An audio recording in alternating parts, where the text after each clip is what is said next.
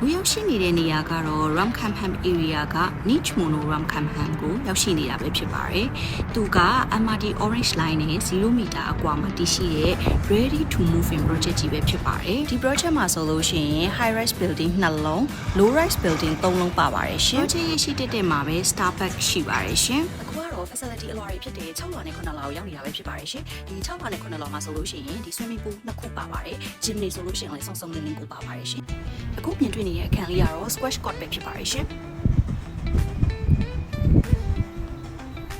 အထက်မှာဆောင်းနေတဲ့သူတွေရှိတာဆိုတော့ရိုက်ပြလို့မရလို့ပါ။ဒီကနေစပြီးတော့တောက်လျှောက်ပေါ့နော်။ဘယ်ဘက်ညာဘက်အားလုံးမှာဆိုလို့ရှိရင် gym ဆောလို့ရတဲ့အခန်းလေးကအမျိုးအစားစုံလင်စွာကိုပါတာဖြစ်ပါတယ်။ gym area လေးပါရှင်။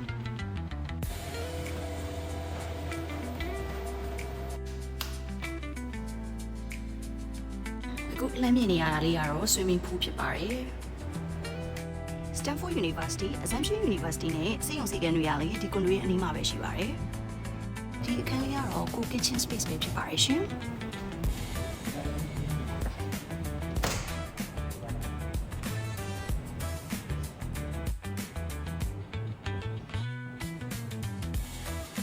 facility အားလုံးပြီးသွားပြီဆိုတော့နောက်ထပ်ဗီဒီယိုမှာအခန်းနဲ့ဈေးနှုန်းလေးတွေတင်ပေးပါမယ်ရှင်။